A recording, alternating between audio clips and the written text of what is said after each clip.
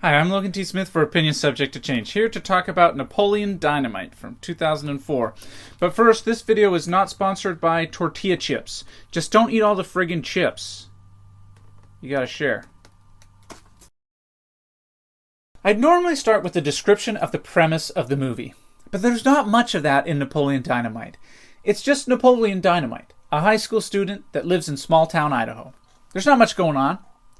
Napoleon is awkward, and he doesn't like school. He's not that relatable kind of awkward that you see in teen movies. The main character is kind of awkward. No, he is an over-the-top caricature of awkward that in those teen movies, that character that loves everybody and gets along with everybody except for the really mean people, yeah, that character won't hang out with Napoleon Dynamite because he's too awkward. The plot is somewhat complicated, but almost completely unimportant.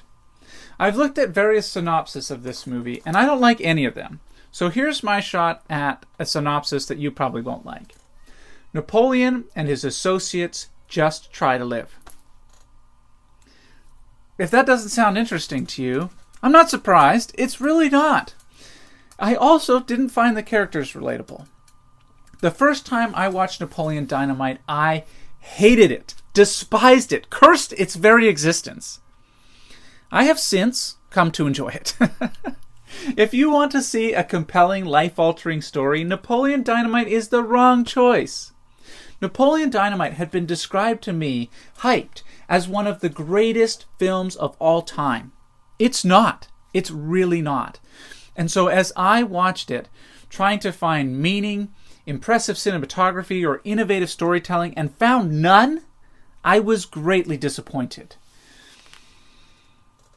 What I found was just a disjointed collection of seemingly random events.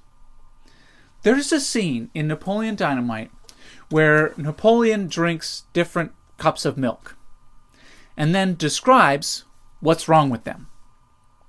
For me, a city boy, this had no context and seemed to come out of nowhere and disappear into nothing. What was the point of that? I've since learned of the Future Farmers of America, or the FFA, and that this kind of milk-tasting thing actually does happen in real life. But still, in the movie, it comes out of nowhere and amounts to nothing in the story. It doesn't matter. It's kind of funny, but it doesn't matter. The second time I saw Napoleon Dynamite, I wasn't expecting anything from the movie.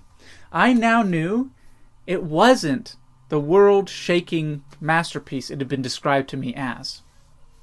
I just watched each scene as its own little event. And every scene is funny, to me. But it's not going to be funny to everyone. And you're not laughing with the characters. You are laughing at the characters in this one. If you're okay or enjoy laughing at the pain and suffering of other people, Napoleon Dynamite is probably pretty good for you. It's not really all that bad, but you really are laughing at the characters and laughing at bad things that happen to them. I'll tell you what, though. If you watch the first scene of this movie and it's not funny to you, you're probably not in the right mood for Napoleon Dynamite. The first scene is supposed to be funny. And it is. But if you're coming into this movie not knowing that that scene is supposed to be funny, you probably won't laugh at it. Another good thing about Napoleon Dynamite is that it's really quite a clean movie. There are a lot of exclamations of dang it or flip or other things of the like, with some mild violence including bullying. There's also some references to female enhancement supplements.